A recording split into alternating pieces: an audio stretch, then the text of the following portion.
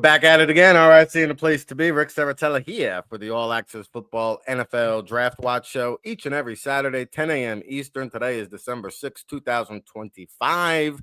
We're counting you down to the 2026 NFL Draft. Hard to believe it's just 138 days away, but if you've been logged on to allaccessfootball.com, then you know it's always draft season, and we've got all the All-Star Game invitations tracked for the Senior Bowl, the Shrine Bowl, the Hula Bowl, the American Bowl. We've also got all the underclassmen announcements. We've got the conference championship prospect primer, the Power 4 conference championship games, which we're going to deep dive today. You're going to need your scuba gear for all the deep dive draft analysis we got going on today's show. And you can follow along at home. I think we've got over 140 prospects in the Power 4 conference championship games identified up on the website, measurements, projections, scouting reports.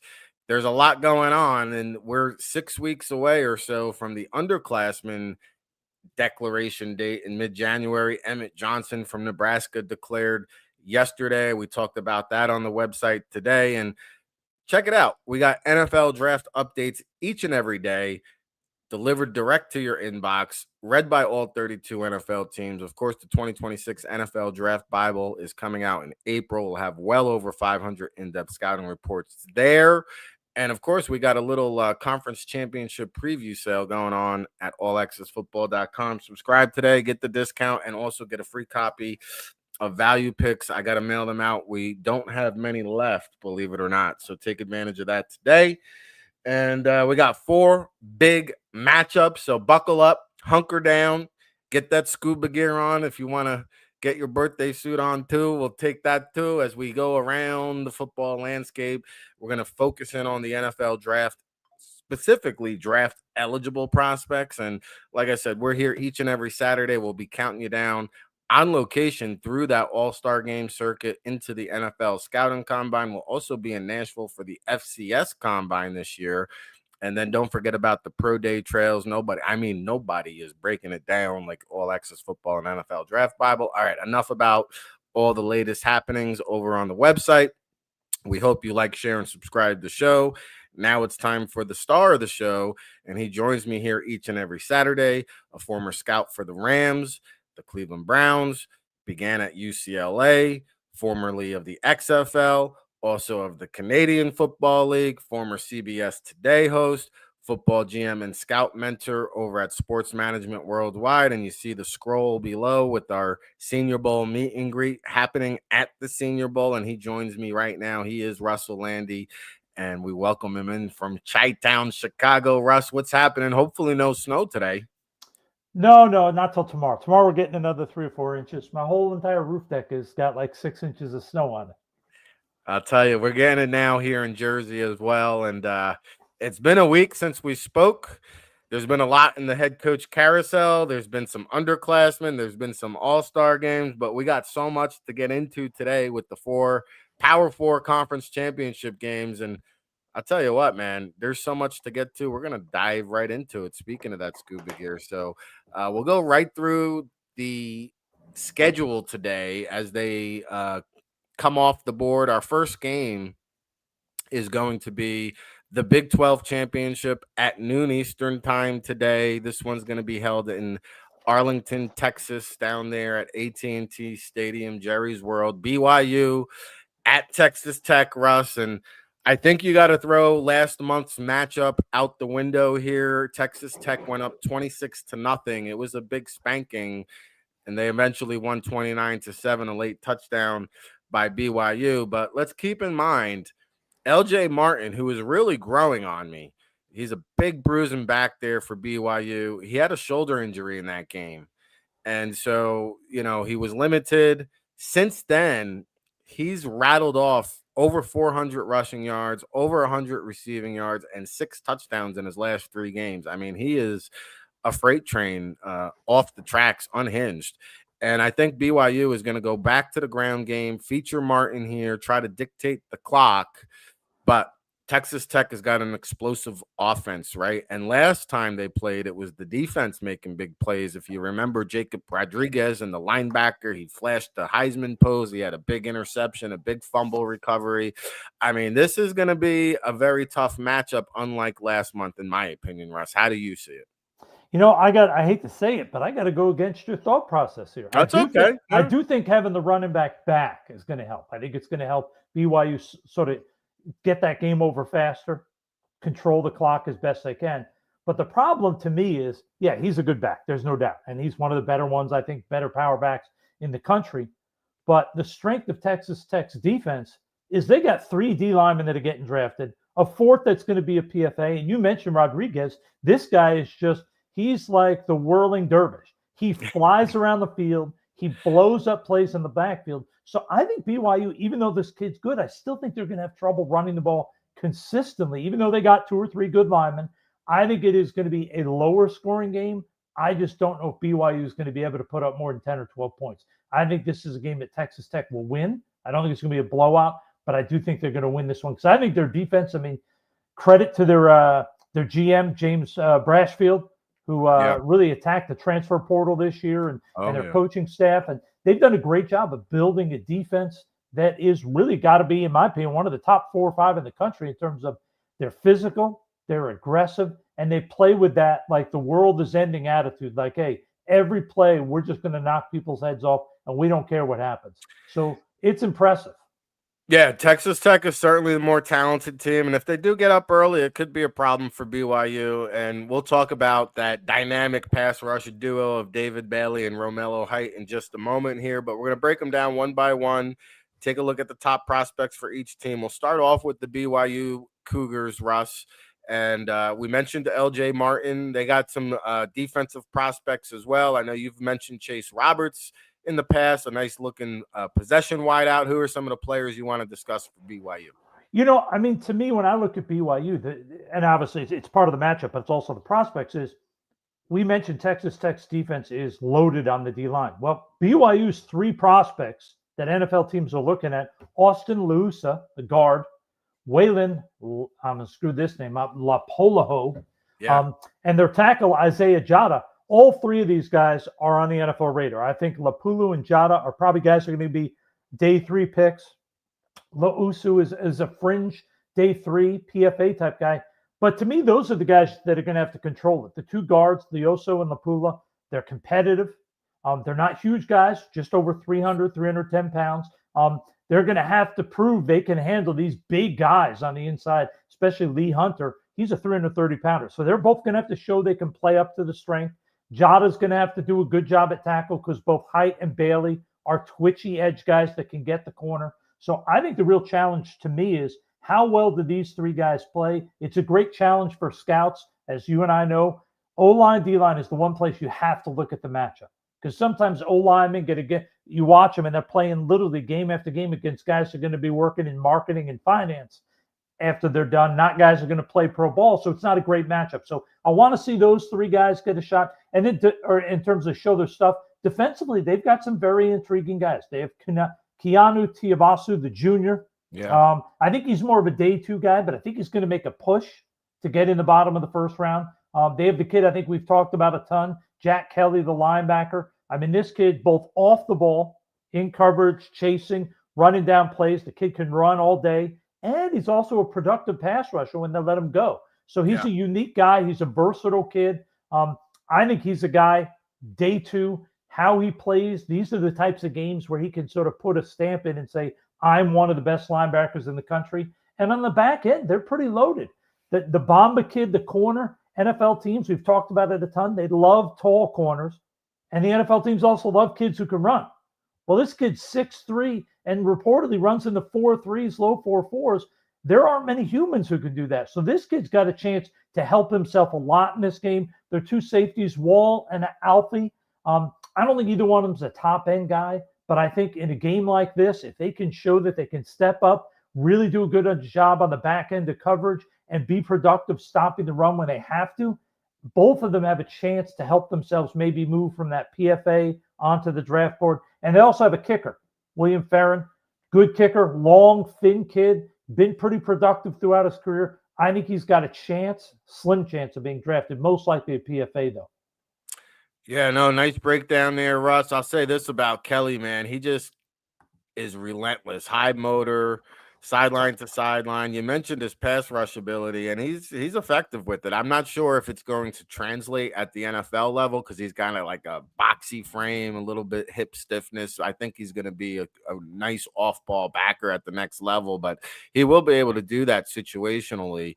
I can't emphasize how much LJ Martin has grown on me. 6'2", 220 pounds.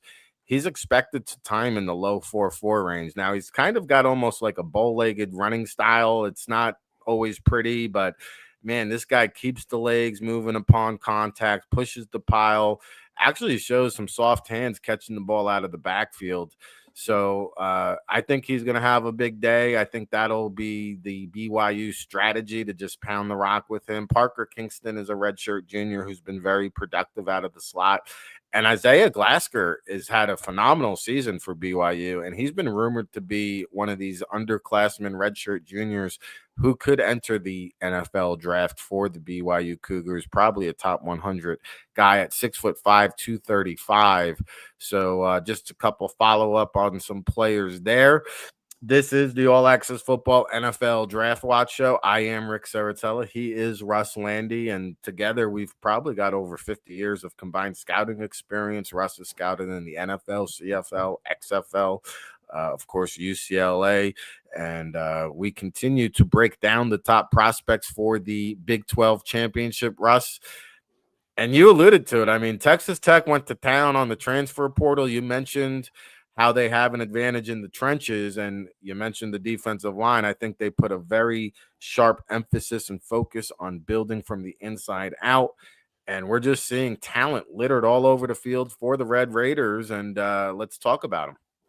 I think firstly, there's 800 prospects. And again, I keep saying it, but give credit to their coaches and their GM. They did a great job of going and getting guys. Remember, it's one thing to go get guys, as their GM, James Brashfield, did. It's the other is the coaches getting them to mesh and be a team quickly, which is very hard. And they did a great job down there. To me, one of the interesting things is I remember last year, I'm sure you remember, leading up to the draft, everybody's like, Will Campbell, should he be a first-round pick? Can he play tackle? His arms are 33 3/4. Oh, my God, they're too short. Well, when you look at the two tackles at Texas Tech, you have Will Jados, 6'6", 311, big, long arms.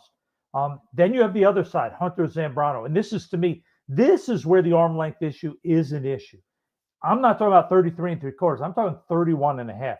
That's an issue when you're out at tackle. That really makes it hard if you're going against a 6'4" or 6'5" edge guy like a Bosa or a Garrett who have 34, 35-inch arms. You're going to be at a big disadvantage. We're not talking a quarter inch. We're talking 2 to 3 inches. So I like both these guys. I think Jados is probably a little bit higher, but I think both are probably on the outside looking in now, fighting to get into that 6th, 7th round.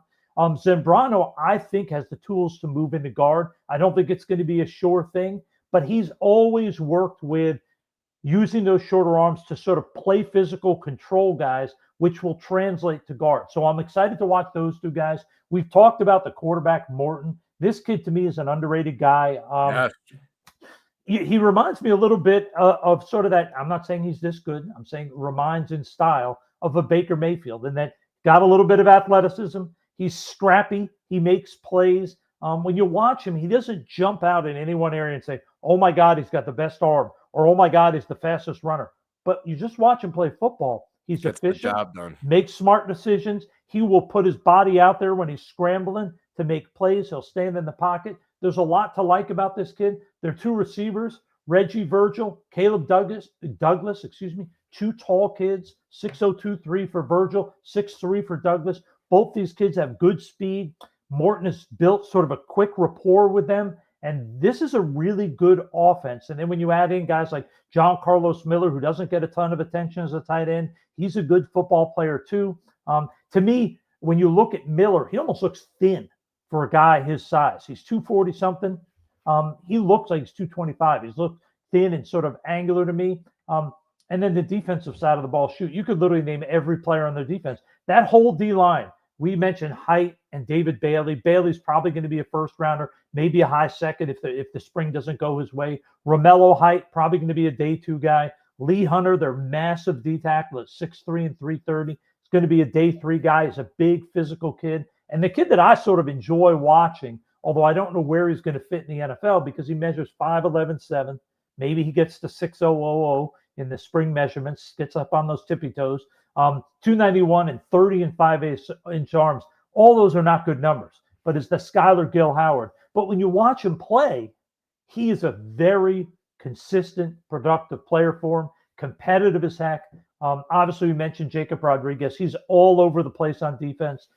Sort of the new age linebacker, not the big, tall 6'5" guy, 6 foot and change, can run. He's physical. He's aggressive, great instincts. Cole Wisniewski, safety, pretty looking kid, 6'3", 220, can run all day, get him probably time in the low 4.5s. I think he's going to be a guy that surprises and goes higher than people think, second or third round. They have 2 good corners. They have A.J. McCarty, Dante Balfour. These are good football players. I think Balfour is going to go a little bit higher just because NFL teams prefer a kid that's over 6 feet if they have their choice. And let's not forget about Jack Burgess, their punter. You talk about everything you're looking for. Big kid, cannon for a leg, from down under. I mean, he literally checks all the boxes. He's going to get a shot. I don't think it's going to be as a draftable guy because most teams don't draft punters unless they're Ray Guy. But this kid's got a lot of the tools to be a successful punter at the NFL level. All right, we're going to have to get the punter on the big board over here. Russ Lande breaking down the special teams for us here. And, you mentioned Morton, and he comes into this game. He did miss 2 games earlier this season due to injury, but Joey McGuire, man, is so confident in this kid. And he threw for 2,248 passing yards, 20 touchdowns, just 4 interceptions. So he doesn't make many mistakes. And I think that's been a big key to the Texas Tech success this season. Now, in terms of some prospects I want to follow up on, I mean, I think Bailey could give a run for the money, depending on how you label Arvell Reese as an off-ball linebacker or pass rusher. I think David Bailey could make a run to be the first pass rusher off the board. I mean, this kid is just explosive. He's quick. He's twitchy. He's productive. He's done it game after game, week after week. He's really elevated his draft stock, as has Jacob Rodriguez. I mean, he was really in contention there for the Heisman Trophy for a minute, and he's just making plays. He comes up with momentum-changing clutch plays, and you like that about players, right? Well, you love that in the key spots he makes plays, and I think both of us, I think you would agree with me, before the season, I think people looked at Rodriguez and said, he's sort of your classic old school middle linebacker, like tough, hard nosed. He'll attack, he'll be physical, but is he athletic enough off the ball to not be a liability in pass coverage? Because that's all that we both know now. 20 years ago, you could have the Dennis Gibsons playing middle linebacker that couldn't move enough to really help in coverage because they were so physical, great leaders and all that. Nowadays, you can't have that. You put a guy that's a limited athlete at linebacker now in the NFL, those coaches put an X on you and they're going to attack you. This kid this year has shown me, hey, he can, at worst case, he's going to be adequate. I think he's going to be a better than adequate coverage linebacker in the NFL. I think he'll be good. And you add that to his ferociousness, his leadership, his instincts. I think he's going to make it in the NFL. Whether he becomes a starter, I think it's 50-50. But I think he has shown he's not just your traditional old school, unathletic middle linebacker who relies on toughness and instincts. Yeah, I think scouts are going to be curious to see what his time speed is, but I'm just going to throw that out the window because his instincts, I think, compensate for that, and I think he'll be okay and be a potential 3-down linebacker. Romello Height, he gets credit for getting after the quarterback, but I've seen him set the edge against the run. He does a nice job with that. Not as big as Bailey, 6'2", 228, but speed to power kind of pass rusher. I'm expecting him to be very active with that athleticism and closing ability as well. You mentioned Cole Wisniewski at 6'3" and 3/8", 221 pounds, and runs faster than half the running backs. I feel like he may even be a linebacker at the next level. He can maybe rove between safety, linebacker spot in the pros. Caleb Douglas, this guy, he's just a big giant target that makes plays deep downfield, transfer from Florida. He's got the pedigree, works the sidelines really well. Doesn't do a lot after the catch. Like I'd like to see him create more after the catch, but certainly with Virgil and then even Coy Eakin, the redshirt junior, has been pretty productive for them as well. And you mentioned the other tight end, but Terrence Carter, I don't know if there's a home for him at the next level at 6'2", 232 pounds, but he has been a huge pass catching threat. Maybe he can translate into like a Kyle Juszczyk type of role at the next level with the similar size dimensions. But, you know, man, there's just so many players to get to. We can't cover them all, but you can go over to the website over at allaccessfootball.com. Check out the Draft Insider. Lots and lots of players, even some future players. The two sophomore running backs, Cameron Dickey and Jacoby Williams, we got an eye on for the future draft. So that's a look at your Texas Tech Red Raiders. We're 25 minutes into the show. We got 3 more games to cover here, Russ. Let's go over to the SEC Championship. No, I'm sorry. We're going to do the Big Ten. No, the SEC Championship. I got my rundown here. 4 o'clock today at Mercedes-Benz Stadium in Atlanta. So we'll be on a mutual field. Kirby Smart has a pair of national championships at Georgia, but just 1-7 all time against the Crimson Tide. You think he wants this one badly, Russ? Oh, there's no doubt he wants it. My question is he going to have enough firepower to do it? That's really the question. So I just look at that offense and say, okay, are they going to be able to keep up? Because Georgia's offense is sort of built around this year efficiency, not hurting yourself. Whereas Alabama, I think we came in wondering how their offense was going to be, but Simpson has proven they can score because he can throw it. And then you add in Jam Miller, Jeremy Bernard, offensive line. I mean, Alabama's offense is good. I think Georgia's going to have a very tough time in this game. I tend to lean towards Alabama, and I actually think they could win this by more than 10 points. Interesting. Well, I should mention Jam Miller now is listed as questionable for this game. We don't know if he'll be available for Alabama, and they'll definitely be without LT Overton, the edge rusher on the defensive side of the ball. I will say this. Alabama has the more talented skill position players, but I think Georgia's got to at least like the timing because Ty Simpson has not had a very good past several weeks. So if anything, maybe they can get Alabama while Simpson's not playing well. They did escape a very narrow win back in September. The Crimson Tide did 24-21. I don't know if they're going to blow them out.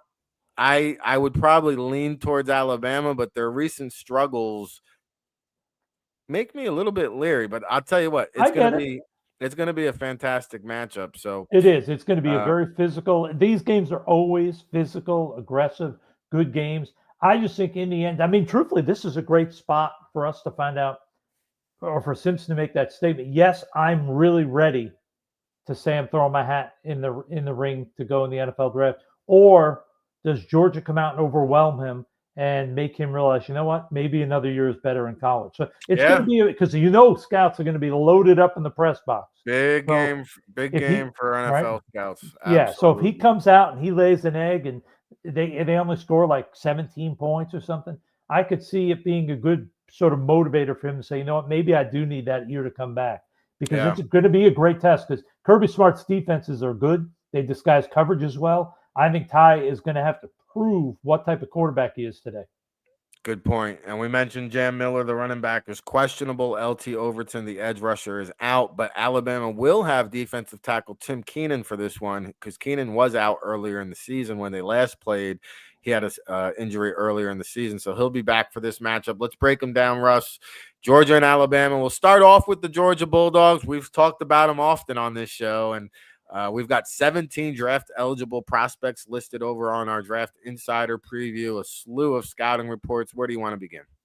Well, I think Georgia's interesting because I think when the season started, everybody was talking about Dylan Bell. Like that was the primary guy that everybody talked about with Georgia. And while he's still an intriguing kid, they have so many other guys that have sort of stepped up this year. I think they've really guys that have sort of helped themselves. There are other 2 receivers that are seniors, Noah Thomas and Colby Young, big kids. I mean, Thomas is 6'4" and change. Colby Young is almost 6'4". Both kids can run. I'm not saying these guys are top-end draft picks, but I think day 3, they're both going to hear their name called. The running back, Josh McCary, or McCray, excuse me.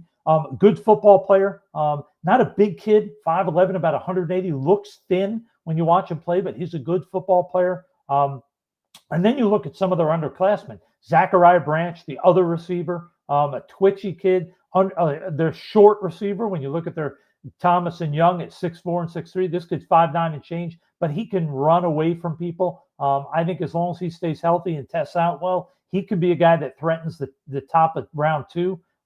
Offensive line-wise, I mean, it's a lot of underclassmen in terms of guys that aren't even draft eligible. But Mika Morris, good guard player. I mean, this is a big kid, 6'4", 340, big long arms, probably going to be in that 3rd to 4th round area. They have the underclassman, Ernest Green. I'm not sure where he fits, whether he's a tackler or guard at the next level, but I think you're talking about a kid that's going to hear his name called if he comes out in day 3. So if I were him, probably stay in another year, help yourself. The tight end, Oscar Delp, we mentioned him over and over. Underrated kid. I think he's one of the tight ends that's going to probably get drafted higher than people anticipate. I think he's got a chance to go in that 3rd round area. Athletic kid, doesn't look like twitchy, but actually doesn't get caught from behind very often. And defensively, right? I mean, he's a good player. He's not a special player. Defensively, it's interesting. To me, their 2 best guys, Christian Miller, underclassman defensive tackles, almost 6'4", 305. People are talking about this kid could press to the top of round 2, maybe squeeze in the bottom of round 1. CJ Allen, the linebacker, this kid, 235 pounds. He can run all day, has sideline to sideline speed. People have told me he's going to be a 1st-round pick. Then you have Dalen Everett, who's sort of been a little bit, I would say, up and down. Coming into the year, I think people thought this guy was a sort of a sure thing 1st-rounder. I think people now are saying, is he a 1st? Is he a 2nd or 3rd? He's going to go in the first 2 or 3 rounds. Just a matter of where. He's a long kid at over 6 feet. And I'm going to bring up another one. Punter, Brett Thorson, another down under kid, just under 6'1", 244 pounds. Big leg. I think this is a kid. He could play a big factor in this game because I don't think Georgia's going to be able to score as much as Alabama in terms of just skill level, skill talent guys. I think this kid, if he has a good day, he could keep it close because he's going to force Alabama into long field situations. Yeah, you mentioned CJ Allen. I mean, this is shaping up to be an incredible linebacker group, right? Potentially in the NFL draft, which is rare. We don't see that quite often, but this is a plug and play, immediate impact, day 1 starter who's going to be, maybe a Pro Bowl or all pro type of caliber player. You mentioned Branch, like this guy is going to challenge for the fastest 40 out in Indianapolis. And no doubt. Right? Should he break that? John Ross, I think, still has the record, 4.22, is it?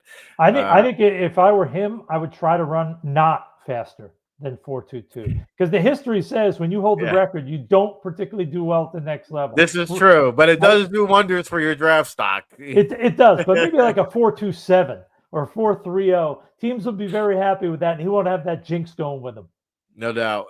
Delp will test very well out in Indy as well.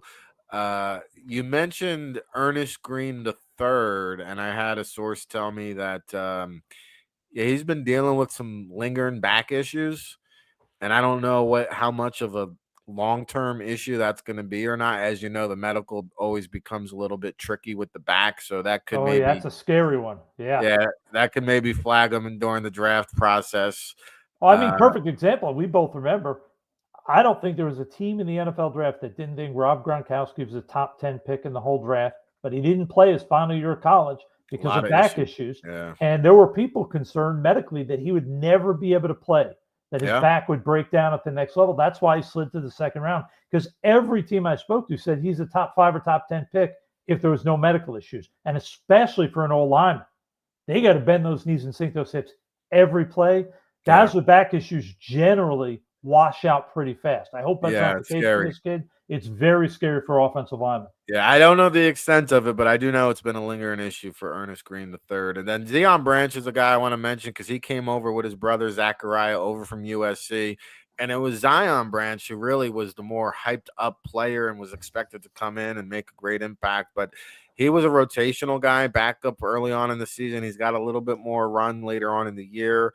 And that just goes to speak to the talent and depth of Georgia. But at 6'1", 210 pounds, great athleticism, he's going to at least get a long look at the next level. And I will say this, Colby Young, before his injury, really caught my attention. Big bodied, possession receiver, yards after catch, breaks tackles, 6'3.5", 215 pounds. Just a name to keep an eye on. Maybe in the later rounds of the draft, maybe as an undrafted free agent. But that's a guy that I want to bring into my training camp just to compete at the next level. So any other follow-ups you got there, Russ? No, I mean, the Colby Young kid you mentioned, we talked about him early on in the season, that he's an intriguing kid because not many kids that are 215, 220 pounds can run like him. And not only run, like a lot of tall kids, once they get going, they can run, but this kid's got that acceleration. So there's something there with this kid. I mean, when you watch stuff from last year and you see Bell and you see Young, yes, Bell was an elite guy that had you excited, but Young at times looked like the better prospect. So there's something there with this kid. I think he's going to get drafted. I really do, because I think once he works out, teams get a look at him, get a chance to look at the physical specimen that he is. They take the 20 or 30 best plays from his college career, and they say, oh, this kid could be something. I think someone's going to roll the dice on him late in the draft. Yeah, sticky hands, gets upfield, turns it up, cuts it loose, and he's just physical. I like it. And I don't think Gunnar Stockton is always capable of getting him the ball. No, that's it's a little tougher for Gunnar. Yeah. So Colby Young, one of those guys, I think he'll be a better pro, or at least a more productive pro than he was at the collegiate level. All right, there's a look at your Georgia Bulldogs, and now we're going to flip the script. I'm going to take a look at the Alabama Crimson Tide. We've got 21 draft eligible prospects up on the website for you to look at and digest and consume. We got scouting reports on Caden Proctor, Domani Jackson, Jeremy Bernard, LT Overton, Ty Simpson, Justin Jefferson, a bunch of players that I'm sure Russ is going to want to talk about right now. Go ahead, Russ. Yeah, I mean, firstly, I mean, we've talked about it every single week, the whole year. I mean, and I know this is the part we talk about prospects, but you win and lose on the offensive line. In Alabama, although these guys aren't all going to be like those years where they had like 3 or 4 guys in the top 50 picks, they've got 3 seniors and 1 junior who are likely to all be drafted. When you look at Caden Proctor, the tackle, is a junior, huge kid, 6'6", 6'7", 360 pounds. He's going in the 2nd or 3rd round. Big, powerful kid, much better feet than you would expect for a kid that's over 350 pounds. They got Vandermark, Dewberry, Roberts. These are 3 offensive linemen. And I know that Roberts has been doing a little rotating at guard with both Vandermark and Dewberry, but all 3 of these kids are guys that NFL teams believe have a chance to be late round picks. They are guys, if you want to watch offensive line play, watch these guys. They do a great job of coaching the O-line at Alabama. Watch these guys, how they play. Should be a good chance for all of these guys to prove themselves. Offensively, we've talked about Simpson a ton. He's a guy I knew nothing of before the season. I don't think anybody did. He's proven athletically he can escape the pocket. He can make accurate throws on the move. I'd like to see a little bit more consistency from him, but I think there's a lot of tools there for the future. It's a shame if Jam Miller isn't able to play. He's a good, solid football player. He's not a special guy that you jump up and take in the early rounds, but I think somewhere in that 5th, 6th round, if he's healthy, he's going to go. We've talked about Jeremy Bernard, nice, long-looking receiver, almost 6'1". He can run. He's athletic. He's probably going to be a first-round pick. The Cuevos kid, I think, is their most underrated guy in offense. He has great natural hands for a tight end. A little bit weird-bodied, 6'2.5", 250. Looks a little different for a tight end, not long and linear, not short and stock, sort of somewhere in the middle. I honestly think he's a guy that some team late in the draft might throw a dart on because he does a good job in everything he's asked to do, even though he's not special. When you get onto the defensive side of the ball, not having Overton, it's a big issue. I mean, they have Latham, who's a senior defensive end, who I think has a chance of being drafted, but probably a priority free agent. Getting Keenan back, I think is going to help them. He's a really good defensive tackle, 315, 20 pounds. I think he's going to help disrupt things. But without Overton, it's going to be a challenge for them. They're going to have some issues. Off the ball, Justin Jefferson, Deontay Lawson, 2 athletic linebackers. They're undersized guys. These are guys that 20 years ago you would have said, do I really want them at linebacker or safety? But now, because they can cover and they can run it and cover a lot of ground, they're perfect fits for their defense. And the kid you've been hyping all year, who I think legitimately is a first-round guy, is their cornerback, Domani Jackson. 6-foot kid, 190 pounds, can run. He can turn and run. He's got good hips. I think you were right on this kid right from the beginning of the season. He's going to be a first rounder. And I think the other kid across the way from him, covering Deshaun Jones, he doesn't get as much publicity, but this kid's a good football player. I think, as has been historic, even though Saban isn't there anymore, most of their corners that are considered late round guy or like PFA type guys end up squeaking into the late round because they're so well coached, they're fundamentally sound, they know X's and O's. When the kids like this get into the All-Star games, get the chance at the pro day, get the interviews, most of the Alabama DBs do better. I think he's a guy that's going to probably be a late round pick, even though when you watch his film, you might think PFA. Yeah, great job covering and running through those Alabama guys. Keon Stobbs, the safety, of course, a Jersey guy I got to mention on the back end, a redshirt junior, big. We should just have a segment where you just talk about guys from Jersey, because I mean, it's like if they can walk and chew gum and they're from Jersey, Rick thinks they're going in the first 3 rounds. Well, I like the mentality from Glassboro, New Jersey. He's flying around the back end there for Alabama. Very productive starter. Jaden Roberts, I think, is one of the better looking offensive guard prospects. He's got big 34-inch arms at 6'4", 323 pounds. And then Isaiah Horton, who's been up and down during his Crimson Tide career. He's 6'4", 210 pounds, adequate route runner, adequate speed. Just another guy to keep an eye on. And did you get their punter in there, Russ? Blake Dowd? I didn't because I have not gotten a chance to see him, and I didn't want to speak too intelligently about a guy that I haven't had a chance to look at all year. All right, well, he's on the radar as well, according to the guys over at NFL Draft Bible. So that's a look at your SEC championship.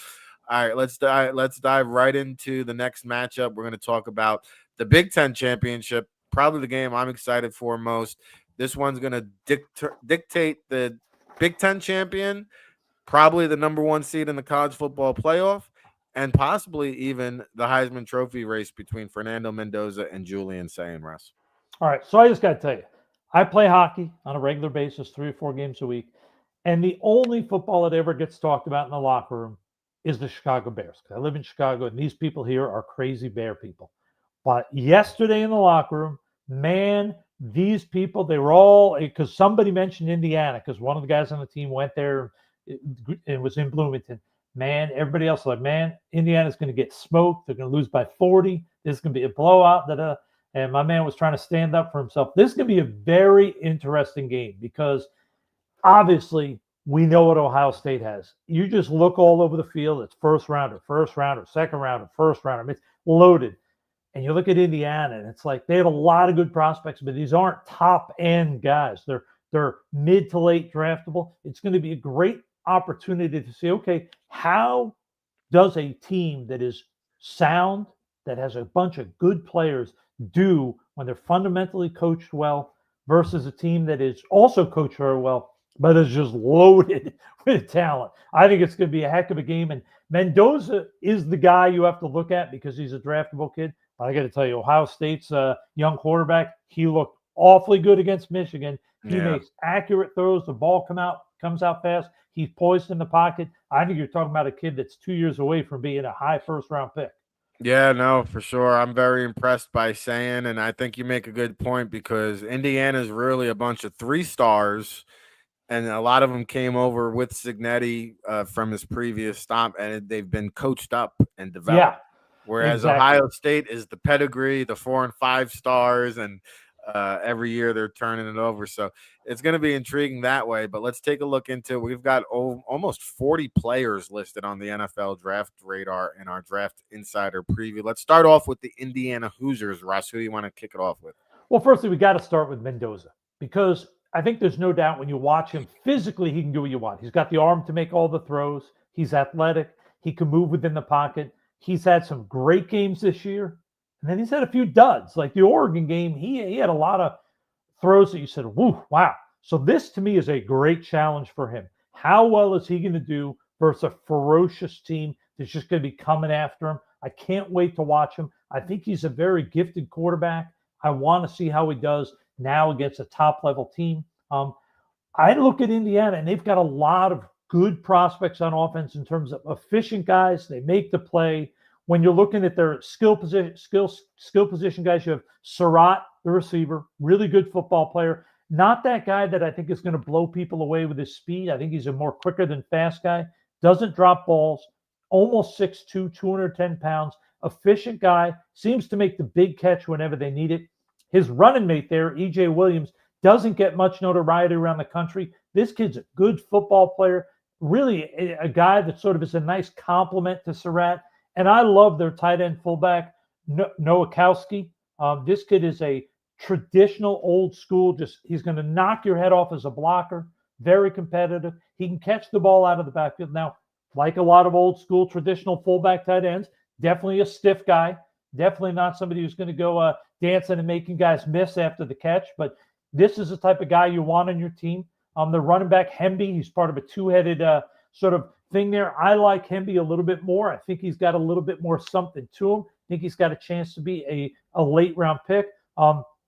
Their offensive line is a bunch of hard-nosed, smart kids, and they have two seniors I think are going to get drafted. You have Pat Coogan, the center, big, tall kid, which is uncommon for a center, almost 6'5", 310. He's been sort of the captain guy, the leader of that pack. And then right tackle, Khalil Benson, guy that sort of came on this year, wasn't really looked at as a prospect entering the year. Almost 6'6", 320 pounds, 34.5-inch arms. He's played some guard in the past, so I think that position versatility is going to help him get drafted for sure. And I think a lot of where they've been successful, because obviously when you have Mendoza, your offense is going to look good as long as you keep them upright. But their defense has played very well this year, and it starts with their defensive line. You have Kamara, kid that doesn't look the part. He looks a little bit like a short, stocky dude at 6 foot, 260, and all the kid does is get to the quarterback, compete, pressure. Then Kellen Wyatt, the other kid, bigger, thicker bodied kid, taller kid. Those two guys off the edge, the Hosea Wheeler, very good interior player. I don't know if Wheeler is good enough athleticism-wise for a team's going to jump out and draft him, but when you watch this kid play, he can penetrate, he can make plays, he's disruptive. I really like what you get going on that front line. And my favorite player on their defense, I know everybody talks about D'Angelo Pounds, the little corner that they have, but I love, and we've talked about him a bunch, Aiden Fisher. I think this kid is one of the most underrated linebackers in the country. Yeah. When you watch Indiana on defense, this kid just flying around, making plays everywhere. I love this kid. I mentioned the kid Pounds. I know a lot of people are talking about this kid as a second rounder potentially. I just think in the end, he's going to have to be Superman to get drafted that high, because corners that are 5'8" nowadays, teams shy way away from 5'8" corners because it's just the game has gotten bigger and bigger and bigger. They have two safeties, one sort of a rover type guy in Devin Boykin, and then Lewis Moore, their other safety. I think both these kids are probably PFA type guys fighting to get on the draft board. But when you look at Pounds and Boykin and Moore, that gives you a nice back end, Fisher control in the middle, and a good D-line. I think Indiana's a good all-around team. I think they're going to make it hard for Ohio State today. I don't think Ohio State's going to be able to score at will. So I think it is going to be a close game, but it's going to be a challenge for Indiana. Oh, no doubt about it. And you mentioned D'Angelo Pons. You know, I do have trouble getting over that height, lack of height, I should say. One interesting side note in this matchup, and I'm sure at some point he'll be matched up on Jeremiah Smith, but the two actually played high school together. They were teammates. Oh, so that's one matchup to keep an eye on. You mentioned Pat Coogan. I think he has a real opportunity here going up against Caden McDonald, who is projected to be a first-round pick. Coogan's got an impressive resume dating back to his Notre Dame days. This is the biggest platform. If he could stymie McDonald today, I mean, Coogan has got to put himself up there with one of the top centers in this year's draft. No doubt. You know, you mentioned the running backs. I literally go back and forth every time I go back to our Indiana prospect page, and I literally flip, depending on the day of week, who I like more between Hemby and Black. You know, Hemby caught my attention over at Maryland. He's really running physical and hard this year. Between the tackles guy, I have him valued a little bit higher just because Kalen Black has a medical, and I don't know how much that's going to hurt him, but I think I like Black a little bit more just from an athletic standpoint. They're both around 5'10", 220 or so, but Black, man, he's going to running the 4.4s. He's a little twitchier. Yeah, well, he was on the freaks list. Yeah. So he leaps 40 inches vertically. He bench presses 415. He squats over 500 pounds for a 5'9", 220-pound running back. I like that. Yep, I do too. I mean, if you took us and we combined all our numbers, we might equal that. We might both be able to vertical like 19. Combine that, we're right there with Black. See? Yeah, but I think that's the kind of guy when you get into the later rounds that I want to roll the dice on. Oh, 100%. Right? I mean, the reality is, and you and I have done this for a long time, for those people out there who wonder, it's like when you get into the later rounds, you're either drafting elite production guys that may not have tested well, or you're taking testing freaks or guys that have fallen due to character and injury. You really don't want the guy who's been a decent producer, who has decent numbers, or a guy that has great athletic traits but has never even played in the game. You want the guy who's played a lot but maybe not been super productive, who's a freak of nature, or that uber productive. Those are your two people to gamble on. He's a perfect example of that. He's been productive, but he hasn't been the guy because they have another guy, and he's a freak of nature athletically. Those are the guys you roll the dice on because they have a chance at really exploding at the next level. He's Russ Lande. I'm Ric Serritella. This is the All Access Football NFL Draft Watch Show. We're halfway through the Big Ten Championship Prospect Primer preview. And please drop us a line, like, share, subscribe to the show. I see a lot of you tuned in. Good to see our good friend Doug Dorner in the chat room. Says, good morning, Rick and Russ. Hope all is well in the home state of New Jersey. We're riding the tides out here at the shore, baby. And freehold. I know it very well, right up the road. So thanks for chiming in, Doug. Always good to see you. And if you guys have any comments or questions, we're happy to answer them. We'd love to get interactive and hear from you guys. So thank you so much for tuning in. Smash that like button while you're here, because I don't know how you're not going to like the Ohio State Buckeyes prospect preview. No program in the nation is loaded with more Sunday players than Ohio State. Russ, take it away. Well, firstly, the Sunday player that we're going to talk about first right off the bat isn't even eligible. Is their quarterback? Say it. I mean, you talk about a kid that early in the season, I don't think people were saying, oh, this kid's going to step in. His California kid came in.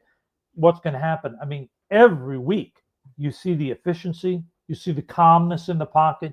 You see the release quickness. I mean, this kid, there's something to like about this kid. I think this kid's going to be a guy that everybody gets excited about next few years. But they're good all over. I think the interesting thing is their O-line is mostly underclassmen.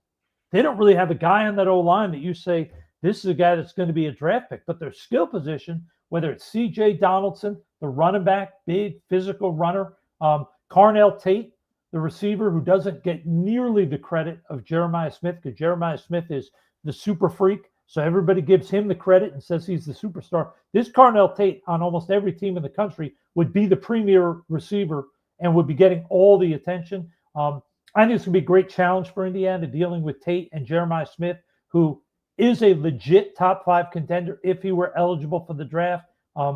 Their tight end, I always screw this up, Kasmarek, big, good-looking kid with good hands, has a knack for making plays when they need it, and he's also a good blocker. I'm not sure he's going to get an opportunity as a draft pick, probably a priority free agent.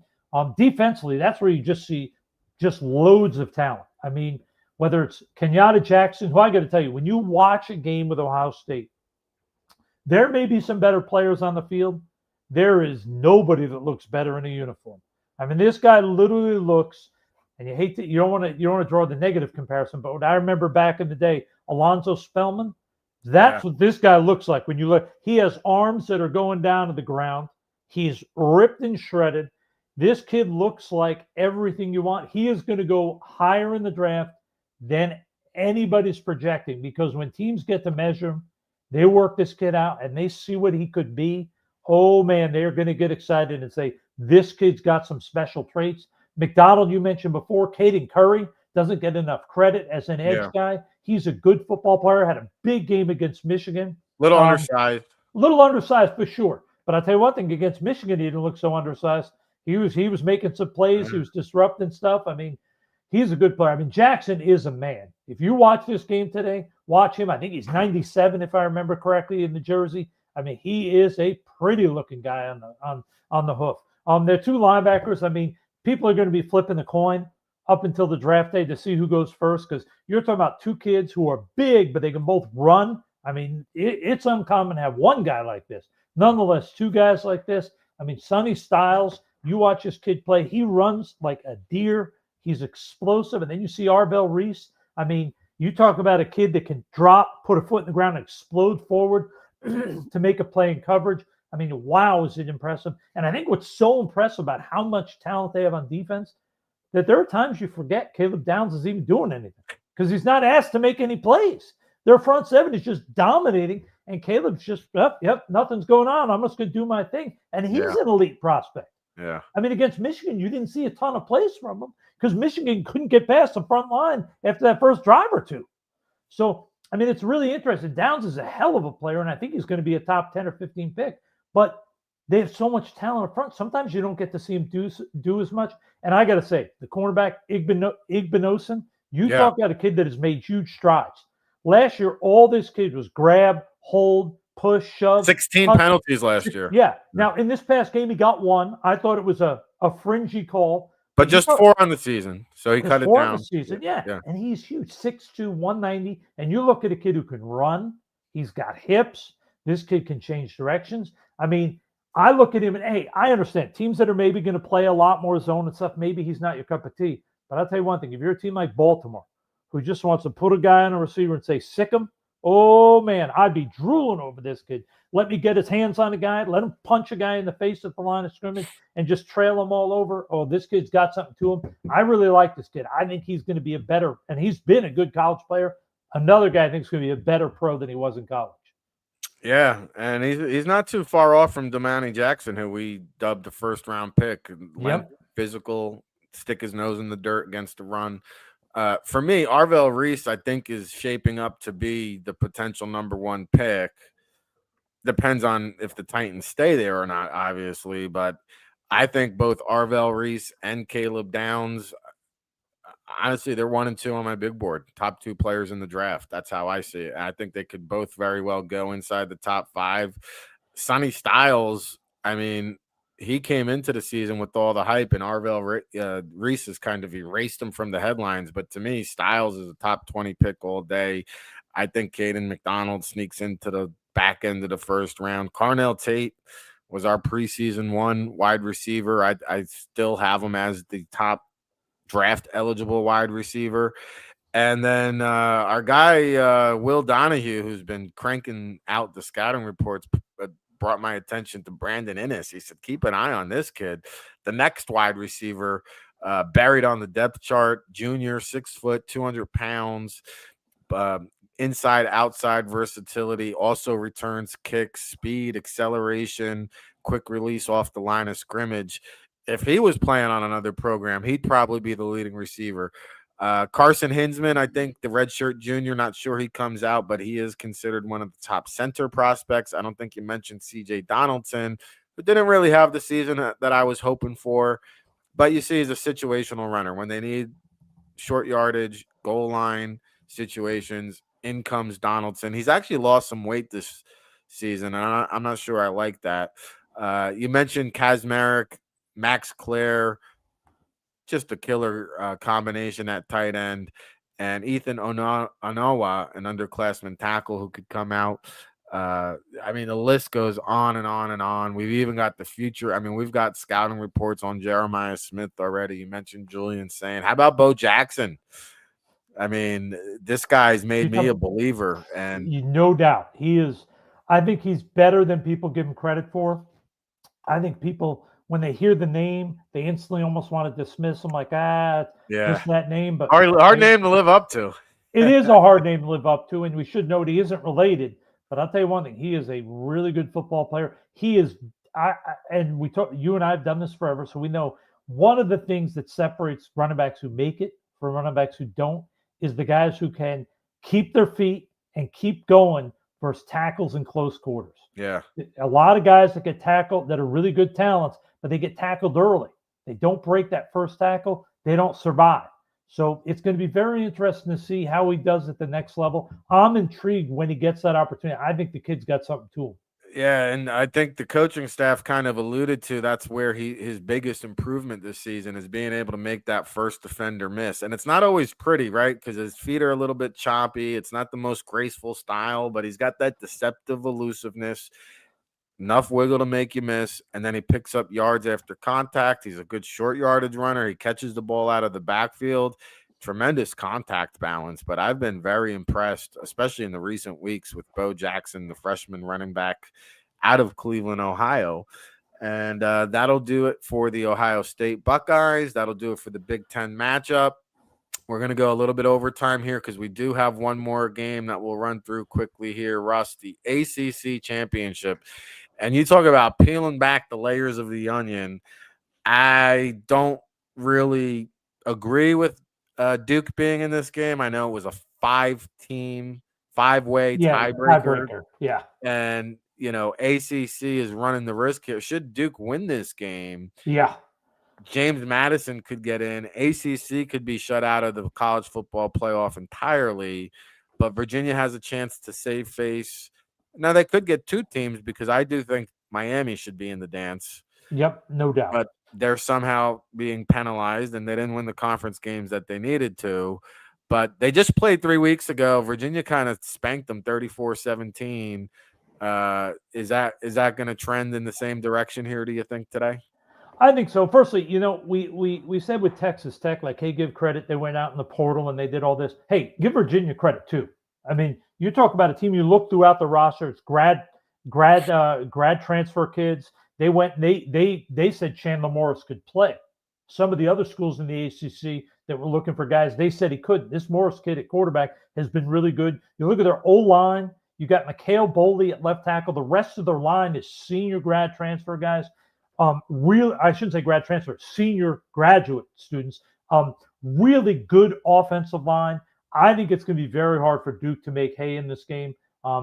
Duke's got some good players, but I think Virginia is going to make it really difficult. I think Virginia wins this game pretty convincingly. Yeah, Virginia, they splurged. They actually spent almost $30 million in the transfer portal this year. Yeah, it's amazing. You look at that O-line. I mean, they did a great job of saying, all right, what do we need to do? Where do we win games? And they clearly made a decision, which I think most NFL people would agree with. You win games in the trenches. So what they do, they said, we're going to go get O-line, we're going to get D-line, and we're going to get an efficient, smart quarterback. He doesn't have to be an NFL prospect. He's got to be an efficient, smart guy who can be a very good college quarterback. And they did that with Chandler Morris. And they did a great job. Throughout the year, every time I watch Virginia play, I'm so impressed with that offensive line. And then defensively, same thing. Their defensive line, 2 grad transfers, 1 senior, 1 junior. That's how you win games in the trenches. And I'm very excited to watch them again. They're one of my favorite teams that I've watched this year.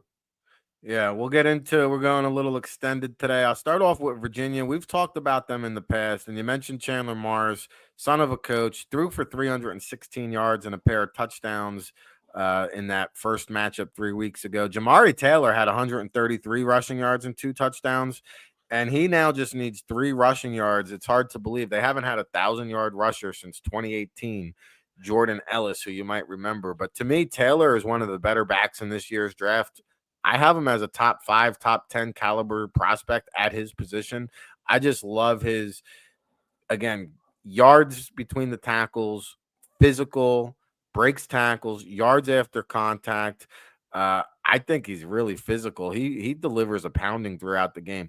And again, this is a dynamic backfield duo because then you have Xavier Brown, who's a little bit smaller, a little bit more athletic, gets skinny through the holes, can break away for the big runs. So it's kind of a smash and dash kind of backfield duo there. And then on the wide receiver side is Trell Harris, who's just been making big play after big play all season, leading the team in receiving, 6 foot, 200 pounds, should run in that 4.4 range.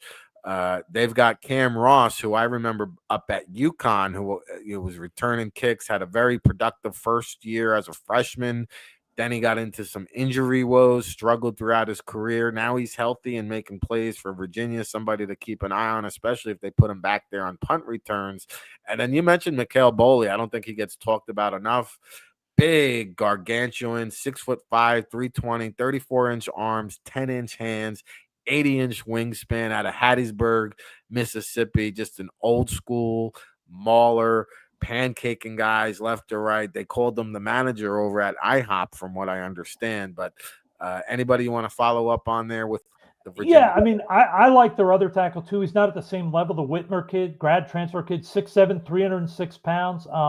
Efficient guy. They do a great job along their offensive line of staying over their feet, under control, and defensively. I mean, I really like some of the guys they have there, whether it's Mitchell Melton, the bandit sort of pass rusher, and then they have Fisher Carmack, the other edge guy. Two long guys, 6'4" and 6'7", sort of keeping things contained, under control. I think this is a team that knows how to control the line of scrimmage. I think Carmack and Melton are going to make it very hard for Duke to feel comfortable on offense. I think these guys, both of them are good pass rushers at the college level. They're going to make it very hard for Duke to do anything today.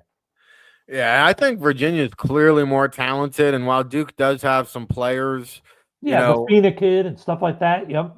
Yeah, they've been very uncharacteristic of a Manny defense team, which is their defense has been terrible. Yeah. And, the redshirt sophomore, Darian Mensah, I like this kid a lot. And, I wouldn't rule him out from declaring for the draft. I think he's right up there. When you talk about the way he throws the deep ball, extends plays, throws on the run, he just turned 20 years old. So he's really, really young, really, really emerging, can drive the football, escape the pocket. I like what this kid brings to the table. And in another season, I mean, he could be right up there. We're talking about him with Julian saying they got Terry Moore on the back end, probably a day 3 prospect, former running back who converted to safety. I think he has a bunch of tackles, leading the team in tackles, I believe.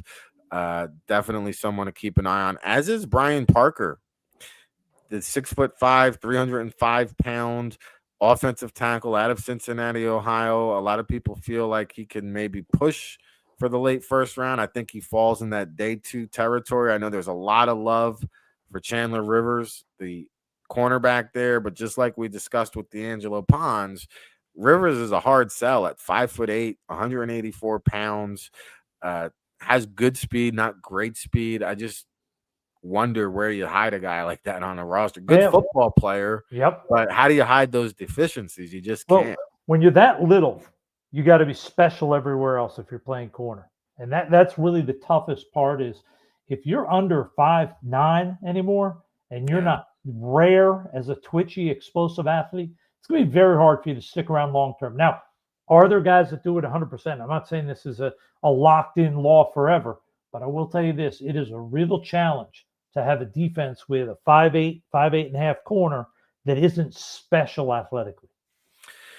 Yeah, one other guy I'll touch base on is Vincent Anthony Jr., the edge rusher, senior prospect, 6'5", 251 pounds. He's been very productive, shown the ability to get after the quarterback, maybe left some sacks out there on the field this season. But when you talk about the measurables and production and the P4 pedigree at that size, over 34-inch arms, he's actually got an 82.5-inch wingspan. Woo. So you talk about great length, flashing the ability, all the tools to work with, probably needs a redshirt year at the next level. But this is a guy, again, day 3, late round. You stash him on the practice squad for a season and see if you can mold him.